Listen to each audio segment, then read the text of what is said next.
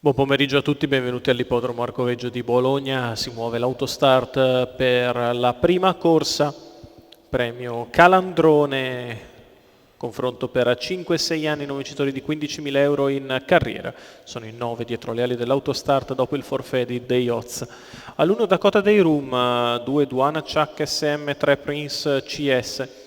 4 Ipsos Derpé, 5 Princess Caviar, in seconda fila 7 Drum, 8 Da Granit Tipa, 9 Divina Stella, 10 Delis DC. Prova per i Gentleman. Favorito netto Ipsos Derpé numero 4, autostart che prende velocità, si prepara a liberare i partecipanti di questa prima corsa, che sono partiti.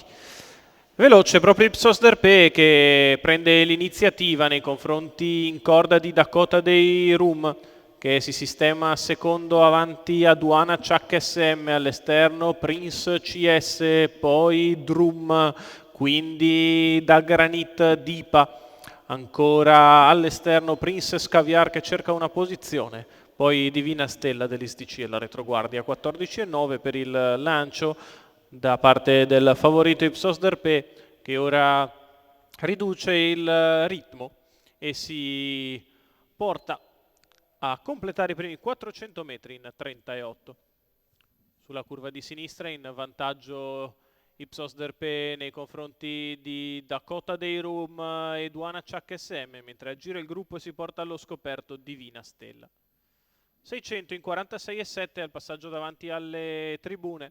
È in vantaggio Ipsos Derpé sotto il pungolo esterno di Divina Stella che prova ad avanzare, in corda Dakota Day Room, poi Prince CS in seconda pariglia, ancora Duana Chuck SM, Drum gli altri, 1-1-8.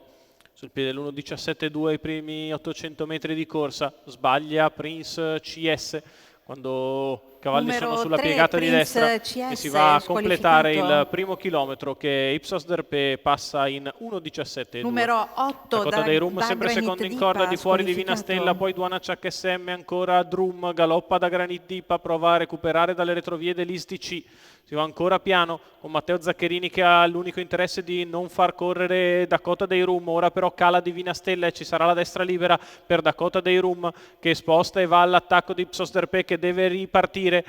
Attacco di Dakota Day Room, Ipsos Derpé che si rilancia lungo la corda all'ingresso della dirittura d'arrivo, 15-1 di frazione, in vantaggio Ipsos Derpé, ci prova Dakota Day Room, Ipsos Derpé in vantaggio, Dakota che ci prova ma per il momento non recupera più di tanto, Ipsos Derpé che si mantiene una lunghezza avanti a Dakota Day Room e vince facile al secondo Dakota Day Room, al terzo Duana Chuck SM. 29,5 ad arrivare, 1,16 ragguaglio cronometrico, tutto facile per Ipsos Derpé, Matteo Zaccherini perfetto per Melossani e Nicolò Venturi, quello del signor Francesco Spiteri per i 6 anni da Handuvivier, che in coast to coast si impone nettamente questa prova che lo vedeva favorito, seguito dalla nostra regia. Ipsos Derpé, francese di Nicolò Venturi, con Matteo Zaccherini perfetto in salchi, 1200 metri molto tranquilli per poi respingere agilmente il finish di Dakota Day Room che è buon secondo, al terzo Duana Chuck SM, i numeri 4-1-2, l'arrivo della prima.